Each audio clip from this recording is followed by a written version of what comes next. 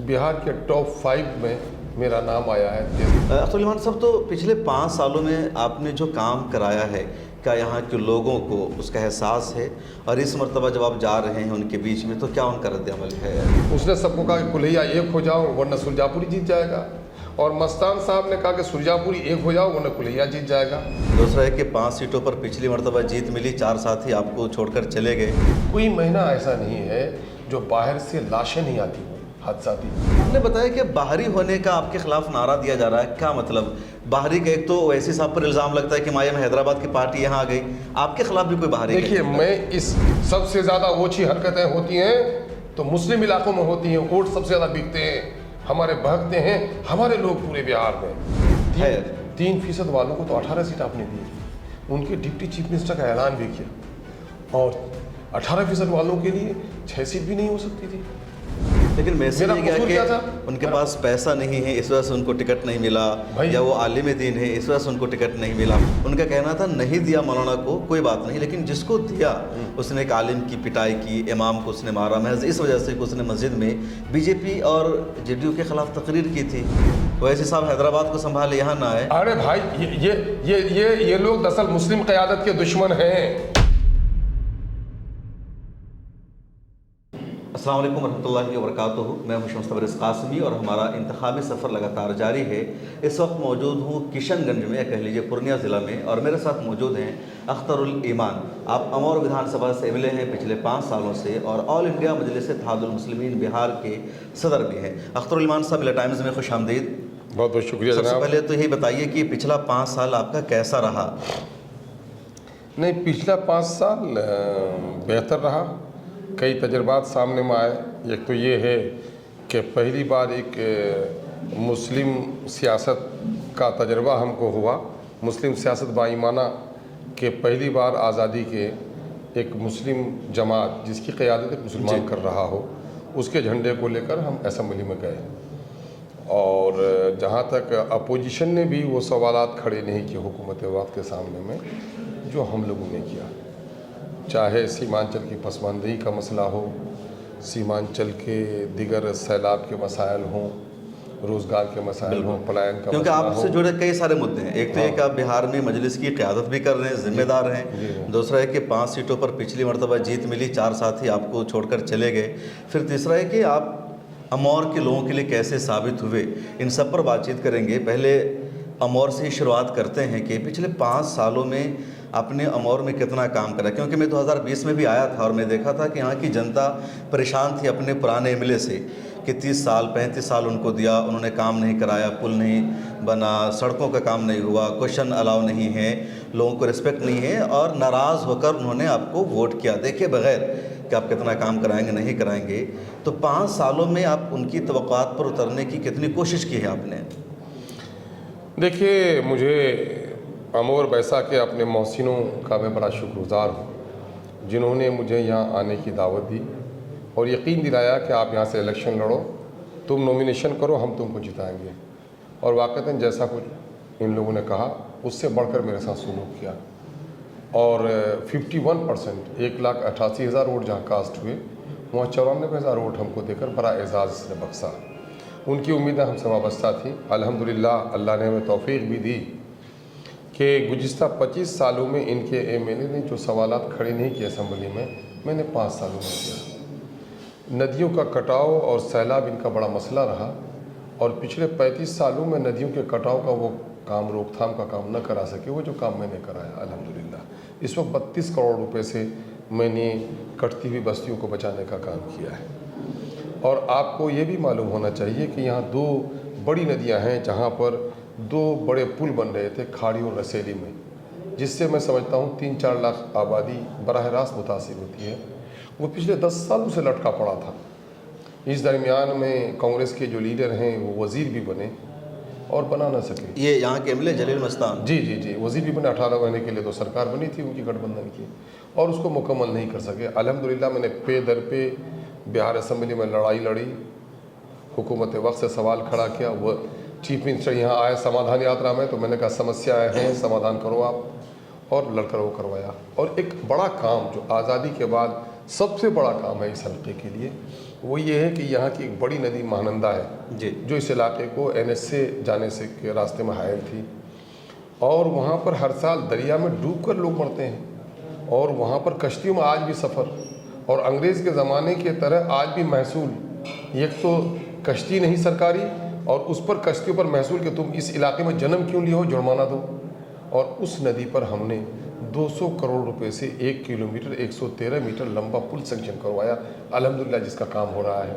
अभी काम जारी है। और तकरीबन इन 5 सालों के दरमियान में 800 करोड़ रुपए का हमने काम करवाया। एक और भी लोकल एरिया डेवलपमेंट फंड का जो काम है, अल्हम्दुलिल्लाह मैं समझता हूँ एक कोई प्राइवेट एजेंसी ने सर्वे किया है, अभी बिहार के टॉप 5 में मेरा नाम आया है, तीसरे नंबर में होना चाहिए, चौथे नंबर में नाम आया है। और उसमें कौन लोग हैं? उसमें तेजस्वी जी हैं, उसमें हमारे जो स्पीकर साहब रहे वो उन लोगों का नाम आया है, उनके साथ हमारा नाम। आम एमएलए में एक आपका नाम शामिल है बोलने वालों में, सवाल मैंने भी देखी वो रिपोर्ट। जी तो अच्छा, ये जो नदियों का इतिहास क्या है? चूँकि सबसे ज़्यादा सैलाब इसी इलाके में, तो मैं भी गया, इधर से नदी उधर से नदी, लोग अभी भी नाव से सफ़र कर रहे हैं, तो किस तरह ये इलाका सबसे ज़्यादा मुतासिर है नदियों से? मैं आपको बताऊँ यहाँ का जोग्राफिकल जो कंडीशन है जी वो बिल्कुल एक दरख्त की तरह है, जिस तरह टेनियाँ सजर होती हैं और तना होता है, ये तना है सैलाब का।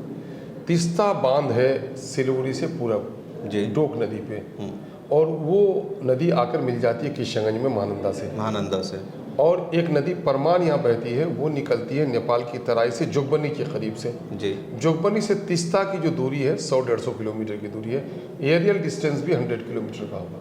इस दरमियान में जितनी छोटी बीजी, उसमें बकड़ा है, परमान है, नूना है ना, ये मेछी है, महानंदा है, ये सारी नदियाँ मिल करके अमूर बैसा में बेलगच्छी के नज़दीक आप खड़े हो जाएंगे तो परमान नदी आपके पाँव को धोएगी।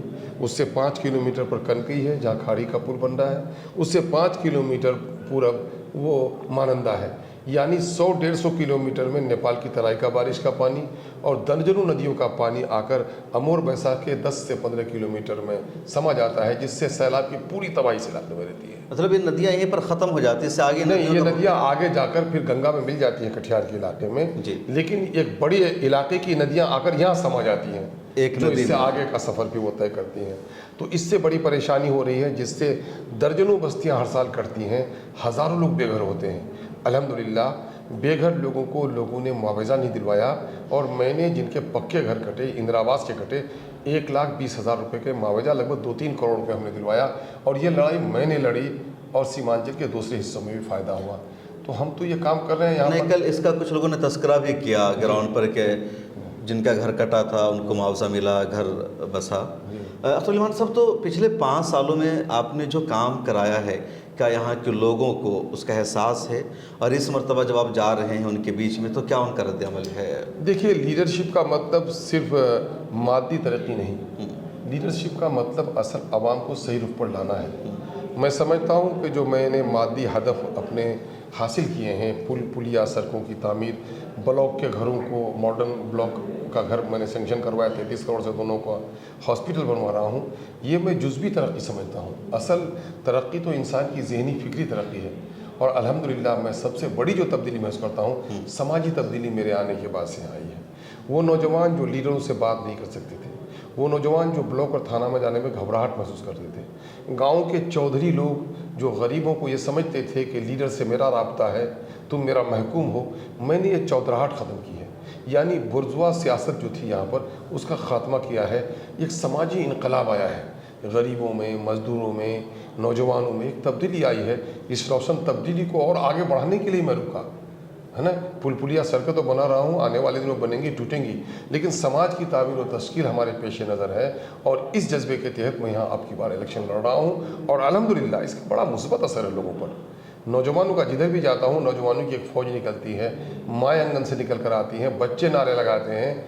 और ये यहाँ की जो पहले लीडरशिप थी, एक मशरिक़ और एक मगरिब के 2 लीडर थे, एक जहाँ से अमूर का सूरज निकलता है वहाँ से, और एक जहाँ सूरज गुरूब होता है वहाँ के दोनों किनारों में 2 थे। एक है जलील मस्तान और एक है सबा जफर। अब्दुल जलील मस्तान साहब महानंदा किनारे में सबसे पूरब जी, और सबा जफर साहब जलालगढ़ के सरहद पर सबसे पश्चिम, जहाँ पर ख़त्म होता है इलाका। और इन दोनों ने जो है लीडरी की, अफसोस इस बात का है कि इन लोगों ने अंग्रेज़ों की तरह डिवाइड एंड रूल किया। इन लोगों का जो सबसे बड़ा सियासी हथकंडा था, इन लोगों ने बिरादरीवाद की लड़ाई लड़ी। असबियत जिसको इस्लाम में हराम करार दिया गया। बिरादरीवाद क्या है ये? मैं कह रहा हूँ असबियत इस्लाम में हराम करार दिया गया और इससे इस्लाम की जड़ कटती है, इसको कहा गया। असबियत बिरादरीवाद के कुल्हिया बिरादरी से आते हैं सबा जफर साहब, उसने सबको कहा कि कुल्हिया एक हो जाओ वरना सुरजापुरी जीत जाएगा, और मस्तान साहब ने कहा कि सुरजापुरी एक हो जाओ वरना कुल्हिया जीत जाएगा। कुल्हिया जीता, सुरजापुरी जीता, कुल्हिया हारा, सुरजापुरी हारा, लेकिन अमोर बैसा की जनता कभी जीत नहीं सकी। अख्तरुल ईमान की शक्ल में अमोर बैसा की जनता पहली बार जीत कर आई है, जहां मैंने कुल्हिया और सिरसाबादी को, मुस्लिम और गैर मुस्लिम को, अंसारी और सिरसाबादी को, सुरजापुरी को, सबको मैंने इंसाफ की नज़र से देखने का काम किया है, जिससे एक रोशन तब्दीली आई है। और मैं फतह याब होने के बाद बेसाख्ता मेरी ज़बान से ही जुमला निकला था कि अल्लाह तूने मुझे कामयाब किया, लेकिन एक बड़ी कामयाबी बख्शी कि कुल्हिया और सुरजापुरी की असबियत की सड़ी हुई लाश को अल्लाह तूने दफनाने का मौका दिया, और अल्हम्दुलिल्लाह आज ये बहुत हद तक ख़त्म है, और अभी इसी को लोग हवा दे रहे हैं इस चुनाव में भी। इस मद्दे मुकाबिल मेरे मद्दे मुकाबिल अब कुछ नहीं पाते। अब जलील मस्तान साहब तो बाहरी का नारा लगाते हैं। मैंने 800 करोड़ के काम करवाए, जो रिकॉर्ड काम है मेरे। वो अब कहता हूँ कि मैंने अपना 5 साल रिपोर्ट कार्ड जारी किया है, 25 साल रिपोर्ट कार्ड लेके आओ। असम्बली में कभी बोल नहीं सके, और अल्हम्दुलिल्लाह मैं असम्बली में 5 सालों के अंदर में अमोर बैसा के जन जन और कन कन के जो सवालात खड़े किए हैं, मसाइल हल किए हैं, बिहार के मजलूम मुसलमानों की, चाहे गुलनाज जलाकर मारी जा रही हो वैशाली में, या सनोबर को दिन के 8 बजे 2 बच्चे की माँ स्कूल की टीचर समस्तीपुर में मारा जाता हो, या मदरसा अजीज़ या 200 साल पुराना मदरसा बिहार शरीफ में जलाया जाता हो, या 51 दुकानें मुसलमानों की जलाई गई, 4000 से ज़्यादा मजहबी किताबें बशमूल कुरान मजीद और अहादीस की जलाई गई, उसकी आवाज़ भी बनने का मौका मुझे मिला और मैं लड़ा। और मिली मसाइल में आज मैं आपको कहता हूँ, कहीं ईदगाह पर हमला हो, कहीं कब्रिस्तान का मामला हो, बाढ़ के कब्रिस्तान का मामला लड़ा अभी, ये कहीं भी कुछ मसला हो, आज बिहार का मजलूम मुसलमान वो समझता है कि मेरी आवाज़ अगर सुनी जा सकती है तो MIM के यहाँ सुनी जा सकती है। यही वजह है कि पहली खबर अख्तरुल ईमान को आती है, पहली खबर मजलिस को आती है। मैं आपको बता दूँ, यहाँ पलायन मजदूरों का इलाका है, कोई महीना ऐसा नहीं है जो बाहर से लाशें नहीं आती हों हादसाती। कोई दिल्ली में मकानों से गिरता है, कोई पंजाब के खेतों में जलता है, कोई बम्बई में हादसे का शिकार होता है, कोई गल्फ से मर कर आता है। मैंने बिहार की असम्बली में आवाज़ उठाया कि जो लोग कमाने जाते हैं वो सिर्फ अपने बीवी बच्चों के लिए नहीं जाते। वो लोग कमा के 100 रुपये ले आते हैं तो 20 रुपये दिल्ली को देते हैं, 30 रुपये नीतीश जी को देते हैं पटने में, है ना। और जब वो मरते हैं तो बीवियाँ बिलखती हैं, उनकी बच्चे बिलखते हैं, वो चंदा करके लाश लेके आए या मातम करें। और वज़ीर ने बाज़ाब्ता गवाही दी सदन में कि अख्तर साहब इस सवाल की तरफ तवज्जो दिला रहे थे, और आज मैंने ये कानून बनवा दिया, अब हादसाती मौत में सारी लाशों को घर लाया जाता है। ये तो सरकार के पैसे सब लाया जा रहा है, सरकार के पैसे से लाया जा रहा है। हमने कानून बनवाए हैं, हमने दबाव डाला है, हमने सीमांचल के डेवलपमेंट काउंसिल की बात की है। सीमांचल के साथ जो डिस्क्रिमिनेशन हुआ है, ये कह रहे कि RJD के दौर में बना था सीमांचल डेवलपमेंट काउंसिल, बना ही नहीं आज तक, बना ही नहीं आज तक नहीं बना। सीमांचल डेवलपमेंट काउंसिल की पहली आवाज़ 16 अगस्त 2015 को बैरिस्टर असदुद्दीन ओवैसी साहब ने, मेरी एक छोटी सी बुकलेट को उसने पढ़ा 15वीं तारीख को, उसको मैंने लिखा सीमांचल के पिछड़ेपन की कहानी सरकारी आंकड़ों की ज़बानी। 2014 में जब पार्लियामेंट इलेक्शन छोड़ दिया था, हमारे कई मुस्लिम मेहरबान हमारे रहे, हमारे असलम जावेदा साहब रहे, इंजीनियर आफ्ताब अहमद साहब हमारे जनरल सेक्रेटरी, हमारे सरपरस्त रहे, हम लोगों ने मिलकर तहकीक किया कि मुसलमानों के पसमानदगी के असबाब क्या है। सब लोगों की मेहनतों से हम लोगों ने उस पर एक तहकीकी काम किया, और जब बैरिस्टर असदुद्दीन ओवैसी साहब ने उसे पढ़ा तो कहा भाई सीमांचल का तो हर आदमी MLA वजीर बना तुम्हारा भला नहीं हो सकता। सीमांचल डेवलप आर्टिकल 371 के तहत सीमांचल डेवलपमेंट काउंसिल जब तक नहीं बनता है सीमांचल का भला नहीं हो सकता। और ये फितरी तकाजा है, माँ सब बच्चों से प्यार करती है, लेकिन जो बीमार होता है उस पर ज़्यादा तवज्जो देती है। किसान अपने खेतों में यूरिया भी छिड़कता है तो पीले पौधों पर कुछ ज़्यादा छिड़कता है। ये दस्तूरी और आइनी है। अरे आज भी गुजरात के कच्छ को हासिल है, जो तरक्की याफ्ता स्टेट है, हालांकि कर्नाटका के हैदराबाद जोन में आज भी हासिल है, वो है ना, आसाम में वो हासिल है। हम वो सारा क्राइटेरिया फुलफिल करते हैं, कुदरती आफत के शिकार हैं, सरहदों के करीब हैं, दलितों की बड़ी आबादी है। दफ़ा 371 के तहत सीमांचल डेवलपमेंट काउंसिल MIM का एजेंडा है। और आपको मैं बता दूं कि 2020 के इलेक्शन में जब आवाम ने इस पर आवाज़ उठाई तो मिस्टर तेजस्वी यादव ने ठाकुरगंज में और जोकी के हाट में वहाँ की मिट्टी गवाही देगी। उन्होंने कहा कि बम्बई वाले भाई साहब को बिरयानी खिला दो, बम्बई भेज दो, मेरी सरकार बनेगी तो मैं सीमांचल डेवलपमेंट काउंसिल बनाऊंगा। 18 महीने सरकार रही, सीमांचल की याद तक उनको नहीं आई। हमारे साथ सबने दिया है हमको चोट। तो क्यों इस सीमांचल डेवलपमेंट काउंसिल को नहीं बनाया जा रहा? क्या मुसलमानों का इलाका है इसलिए, कोई और वजह? एक दूसरी, हाँ, एक तो सबसे बड़ी वजह है कि मुसलमानों की कसीर आबादी इस इलाके में है और यही उनको खटकती है। और ये बेईमान लोग आज जो कहते हैं या बांग्लादेशी घुसपैठियों की बात करते हैं, मैं आपको बता रहा हूँ जनाब आली कि मैं अपने बाप दादा को खराज अकीदत पेश करता हूँ कि जिस वक्त हिंदुस्तान और पाकिस्तान को पागलों ने बांटा, अगर सीमांचल करवट बदलता तो पाकिस्तान का हिस्सा होता, पूरी पाकिस्तान का, ईस्ट पाकिस्तान का, है ना। और नतीजा ये होता कि हिंदुस्तान भी 2 टुकड़ा हो जाता। ये जो 7 सिस्टर्स हैं वो सीमांचल से इनका रास्ता है। लेकिन अगर हिंदुस्तान को किसी ने सालिम रखा, 2 टुकड़ा से बचाने का काम किया, सीमांचल के मुसलमानों ने। तो बड़ा दावा कर रहे हैं कि जो 7 सिस्टर्स है, पूरा नॉर्थ आसाम, पूरा नॉर्थ इंडिया का इलाका, वो सीमांचल से बचा हुआ है। सीमांचल की वजह से ही, अगर सीमांचल करवट बदलता, बांग्लादेश का हिस्सा होता तो भारत भी 2 टुकड़ा हो जाता। हम तो भारत को मुसल्लम रखने की कोशिश करते हैं और ये जालिम है जो मुझे बांग्लादेशी होने का ताना देते हैं। अच्छा, आपने बताया कि बाहरी होने का आपके खिलाफ नारा दिया जा रहा है, क्या मतलब? बाहरी का एक तो वैसे साहब पर इल्ज़ाम लगता है कि माया में हैदराबाद की पार्टी यहाँ आ गई, आपके खिलाफ भी कोई बाहरी? देखिए, मैं इस चीज़ को नहीं मानता। कांग्रेसी लोगों को जब कोई इशू नहीं मिलता जी तो वो हमको बाहरी होने की बात करते हैं। मैंने कहा भाई जरा तवज्जो दो, जिनके दांत मैले हों उनको मंजन नहीं बेचना चाहिए। और ये आइन के खिलाफ बोल रहे हो, बात अगर दूर तलक जाएगी अगर बात बढ़ाओगे। अगर यही जुमला सीमांचल के रहने वाले बाहर मजदूर जो काम करते हैं, अगर उनको कहा जाए बाहरी भगाओ तो कैसा लगेगा तुमको? फिर पूरा बिहार इसका शिकार होगा। तुम बाहर की यूनिवर्सिटी में पढ़ के आते हो कि बाहरी भगाओ तो क्या होगा तुम्हारे? तुम्हारे एजुकेशन के दरवाजे बंद हो जाएंगे। और यही मैं नहीं चाहता हूँ कि जुमले कहे जाएँ। अगर यही जुमला मैडम सोनिया के लिए कोई बोले तो आपको कितनी तकलीफ होगी। अगर यही जुमला किसी कांग्रेसी को कहे कि ये बताओ वायनाड में जो प्रियंका जी लड़के आई हैं वहाँ नानी या खाला का घर था, तो आपको तकलीफ होगी। तो आप उधर देखते ही नहीं हो, मुझे ये बात कहते हो। ये जो जदयू वाले हैं जो दरअसल मोदी के लोग हैं, इनको कहे कि आपके मोदी जो आकर बनारस में लड़ रहे हैं तो उनकी कौन मौसी थी वहाँ पर। ये जुमले, इनकी जुमलेबाजी हैं। ये अब मेरे खिलाफ कोई जुमला नहीं कर पाते तो अब बाहरी और भाई मेरा पार्लियामेंट्री सेगमेंट ही है। ये तो कामयाबी है आपकी। अगर 5 साल आप एमएलए रहे और आप काम काज को लेकर, वर्क को लेकर आपके खिलाफ अगर कोई नारा नहीं लगा पा रही है, कहते हैं कि आप बाहरी हैं, तो कामयाबी है आपका। यही तो मैं समझता हूँ। और नहीं, मैंने घर बनाया है। ये कहते हैं मैं जोग्राफिकल घर कब कहाँ रहता है, हिजरत सुन्नत महबूब इलाही। मैं तो मुहाजिर हूँ। मैंने अमोर बैसा के लोगों के दिलों में घर बनाया है।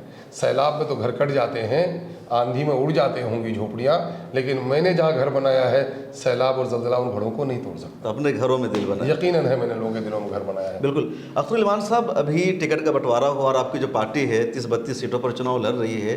मैंने देखा जो उलमाए किराम है बड़े नाराज़ हैं इस इलाके के। उनमें से किसी को आपने टिकट नहीं दिया, आपकी पार्टी छोड़ चुके हैं, दूसरी पार्टियों को ज्वाइन कर रहे हैं। कोई आरजेडी में जा रहा है, कोई जनसुराज में, कोई कहीं और। देखिए, बहुत सारे लोगों को टिकट पार्टियों ने नहीं दिया, लेकिन मेरे टिकट से नाराज़ ज़्यादा हैं, तो इसके माने है कि मेरी पार्टी को ख़ास मकबूलियत है। यकीनन है। मुस्लिम लीडरशिप और क़यादत की बात करती है आपकी पार्टी। लेकिन एक बात, दूसरी बात जो हमको समझ में आती है कि मुस्लिम मिल्लत जो इस वक्त परेशान हाल है, शायद क़ुव्वत फ़िक्र व अमल पहले फ़ना होती है तब किसी कौम के शौकत पे ज़वाल आता है। मैं कह रहा हूँ कि टिकट तो लालू जी ने भी काटे, तेजस्वी ने भी काटे, नीतीश जी ने भी काटे, भाजपा ने भी काटे, लेकिन उनके नौजवान सड़कों पे नहीं उतरे, मीडिया में उछल कूद दिखती नहीं। भाजपा के लोग जो खासकर उनकी मजहबी तंजीम से वाबस्ता है, उनके मजहबी विद्वान कोई नहीं आए। हमारे लोग क्यों आ गए? मुझे गालियाँ देते घर पर आकर, मुझसे झगड़ते, लीडर से शिकायत करते। ये तो अंदरून खाना की बात थी ना। और फिर वसूली एतबार से कोई हकदार नहीं है टिकट का। आपने कस्में खाई थी कि पार्टी की लीडरशिप को हम कबूल करते हैं, पार्टी जो फैसला करेगी वो मानेंगे। हम लोगों ने कहा है कि हमारी पार्टी जमात है और जमात में क़यादत को तस्लीम करनी पड़ेगी। इमाम को माना तभी जमात है। और इन लोगों ने कस्में खाई, उसके बाद कस्में तो जबरी कसम नहीं, जबरदस्ती कसम ले गए। किसी के कनपट्टी पे हमने बंदूक लगाई थी। अरे उछल उछल के लोग आए खुद से कहने के लिए, उछल उछल। कोई माई का लाल है कह सकता है कि जबरिया किसी को कसम खिलाई? आप हमारे, मैंने कहा भाई वजू कर लो तो मुसल्ले पे जाओ। मेरे यहाँ का तरीका यही है, हलफ बर्दारी करो, मैं इसलिए भी हलफ बर्दारी। कई आलिमों ने भी मुझसे सवाल किया, मैंने कहा जनाब वाला माफ़ कीजिएगा, शरीयत इस्लामिया में कसम खाने की गुंजाइश भी है। और मामला ये है कि मौलाना असराउल्लाह कासमी साहब जैसे आदमी, मौलाना बदरुद्दीन अजमल जैसे आदमी जो बड़े आलिम दीन हैं हमारे, ये तो जाकर के असम्बली में कस्में खाए हैं। और मैंने कस्में इसलिए भी खिलाई ताकि हमारे लोग जीत जाएं तो असम्बली में नयापन नहीं हो आहद लेते हुए, ताकि वो ट्रेंड हो। तो इसमें बुरी क्या बात थी, इसमें बुरी क्या बात थी? लेकिन जो धेंगा मस्ती इन लोगों ने की, मैंने अल्लाह के हवाले में सफाई में आया और कहा कि खुदा तू ही फैसला करना, मेरी कौम नासमझ है शायद, मैं पत्थरों को खाकर बर्दाश्त कर रहा हूँ। ऐसी ऐसी गालियाँ सुनी हमने। लेकिन मैसेज ये क्या कि उनके पास पैसा नहीं है, इस वजह से उनको टिकट नहीं मिला, या वो आलिम दीन है इस वजह से उनको टिकट नहीं मिला? नहीं, आलिम दीन है ऐसा टिकट नहीं मिला। मैं तो कहता हूँ अरे भाई आप MIM के टिकट के लिए क्यों हैं? आप टिकट के बगैर भी बहुत सारे इलेक्शन हो रहे हैं। भाई मुखिया बन जाइए ना, जिला पार्षद बन जाइए, आप जाइए, टिकट आप होते, हम टिकट भी, इस्माइल साहब अरे देवबंद के शुरा के मेंबर हमारे MLA हैं, और कैसे नहीं। लेकिन एक बात तो है, फ़राइज़ इस्लामिया में भी अगर आप जाएंगे तो कुछ चीज़ें इस्तिताअत पर हैं, हज सब पर फ़र्ज नहीं है, जो साहब इस्तिताअत है। बिल्कुल।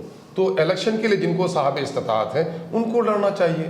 मौजूदा वक्त के जो तकाजे हैं, तकाजे से मुराद ये नहीं झंडे छापने होंगे, आपको गाड़ियाँ लहरानी होंगी, हेलीकॉप्टर दौड़ाने होंगे, गाड़ियों की रेल करनी होगी।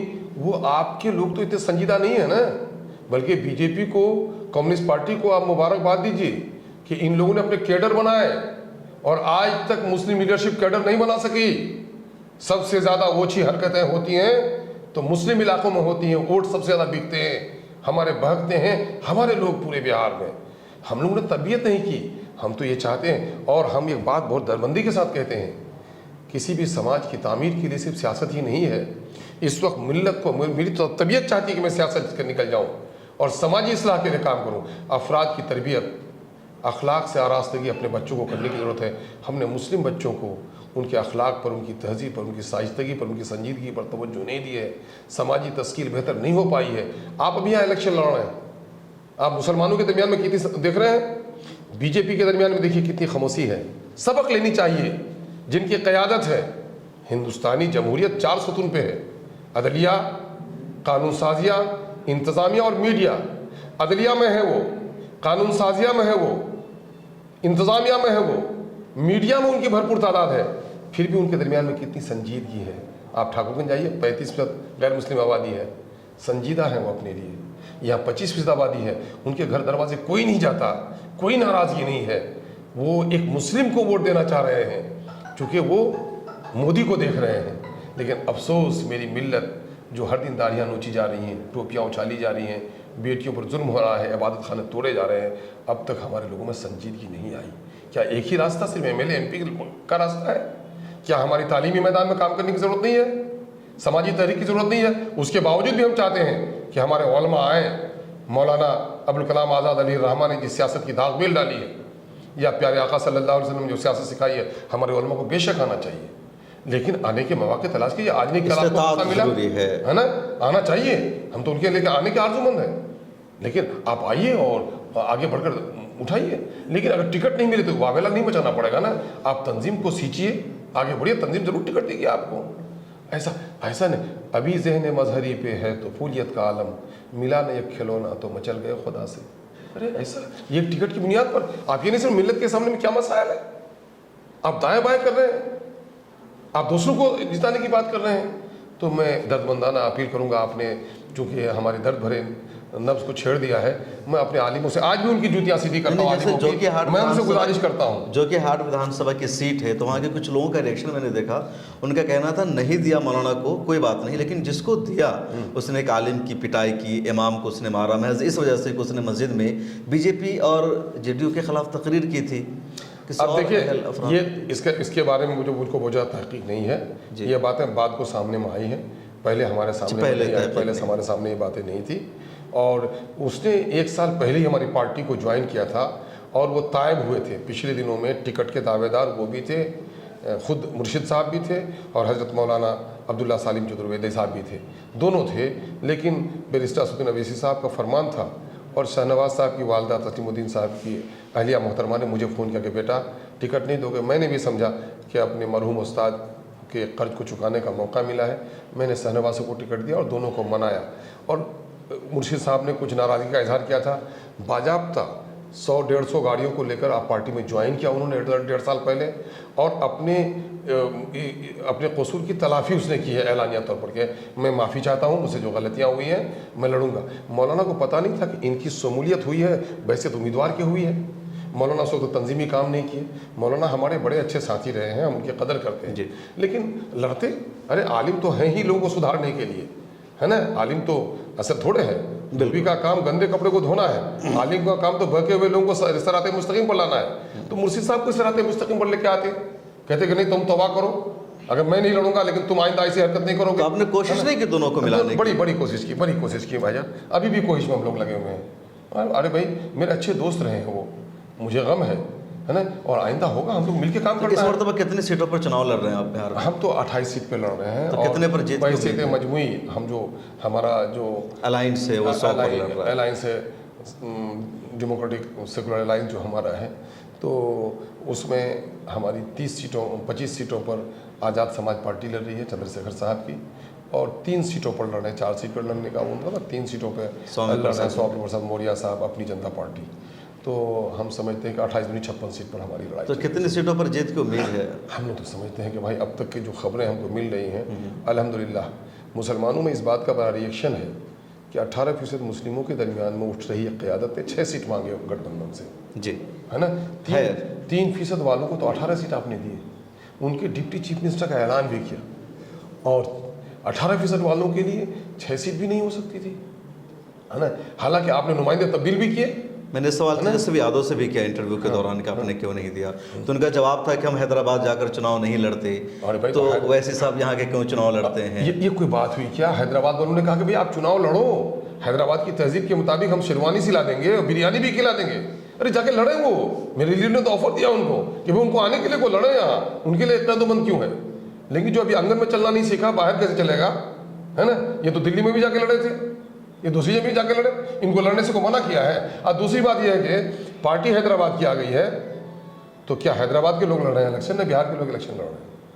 बिहार के 18% मुस्लिम आबादी का ही ना कैंडिडेट खड़ा हो रहा है। ये बात आप हैदराबाद के साथ कह क्यों नहीं पाते? बार बार आप पर ये इल्जाम लगता है। अभी प्रशांत किशोर ने भी यही कहा कि वैसे साहब हैदराबाद को संभाले, यहाँ ना आए। अरे भाई ये लोग दरअसल मुस्लिम क़यादत के दुश्मन हैं, मुस्लिम क़यादत के दुश्मन हैं। अगर यही बात कहा जाए कि मिस्टर प्रशांत किशोर अपने जिला को संभालें, सीमांचल में क्यों आते हैं, यही बात कर कहा जाए कि तेजस्वी गोपालगंज में जाके संभाले, लालू जी गोपालगंज में पैदा हुए थे, फिर गोपालगंज वाले कहेंगे जिस ब्लॉक में पैदा हुआ उस ब्लॉक में जाओ, ब्लॉक वाले कहेंगे जिस पंचायत में जाओ उस पंचायत में जाओ। लीडरशिप का तरीका है ये। अरे नेशनल लीडरशिप के लिए अच्छी सलाहियतों को उभर कर सामने आना चाहिए। हमारा देश एक है, अब बाकी चीज़ें तो इंतजामी हैं। हम बेसिकली हिंदुस्तान के निवासी हैं, किसी प्रखंड, किसी पंचायत, किसी जिला, किसी स्टेट के नहीं, हिंदुस्तान के वासी हैं। पूरे हिंदुस्तान के बारे में सोचना है, पूरी हिंदी आबादी के बारे में सोचना है, हम सरहदों के बारे में सोच रहे हैं। क्या मतलब है, जो लोग दिल्ली में रह रहे हैं वो कश्मीर के सरहदों के पासबानी के बारे में नहीं सोचेंगे? जो लोग दिल्ली में रह रहे हैं वो चाइना के हमला के लिए लड़ने के लिए तैयार नहीं होंगे? ये कौन सी बात करते हैं? ये अहमकाना जवाब है कि कोई किसी को किसी इलाके में महसूर कर दे। पिछली बार की तरह इस बार भी अगर आपको जीत मिलती है 5 सीटों पर, 10 सीटों पर, जितना पर आपको जीत मिले, और अगर ज़रूरत पड़ती है सरकार बनाने के लिए इंडिया अलायंस को, महागठबंधन को, तो क्या शर्त होगी, किन शर्तों के साथ आप सपोर्ट करेंगे? एज पर सिचुएशन हम लोग फैसला करेंगे इंशाअल्लाह। अख्तर इमान साहब, इस मरतबा आपको क्या लगता है कितनी सीटों पर जीत मिलेगी, और जो लोग जीतेंगे वो पार्टी में बने रहेंगे या फिर छोड़कर जाएंगे? भाई ज़िंदगी तो हादसों का नाम है। हमारे लोग छोड़ के चले गए तो बहुत तस्करा आप लोग करते हैं। कांग्रेस के लोग भाग कर चले गए बीजेपी में, राजद के लोग जाकर सरकार बनाए, उस पर तो कुछ भी नहीं कहते। गरीब का बच्चा फिसल जाए तो जुमला और निकलता है, अमीर का बच्चा फिसल जाए तो जुमला और निकलता है। हादसात की दुनिया है, कुछ भी हो सकता है, लेकिन मैं समझता हूँ कि इंसान ठोकरों के खाने के बाद संभलता है, और जो लोग छोड़ के गए उनको भी ज़बरदस्त ठोकर लगी है। इंशाअल्लाह मैं भी संभल के चलूँगा, और मुझको छोड़कर भागने वाले भी संभल कर चलेंगे, तो इंशाअल्लाह यह हादसा नहीं होगा इंशाअल्लाह। तो बहुत शुक्रिया। हम बातचीत कर रहे थे अख्तरुल इमान साहब से, अमौर से एमएलए हैं और मजलिस के बिहार के सदर हैं। अगर आप अमौर और सीमांचल से ताल्लुक़ रखते हैं तो बताइए कैसा रहा अख्तरुल इमान साहब का 5 साल का कामकाज। फिर मुलाकात होगी किसी और शख्सियत के साथ। अपना ख्याल रखिए। अल्लाह हाफ़िज़।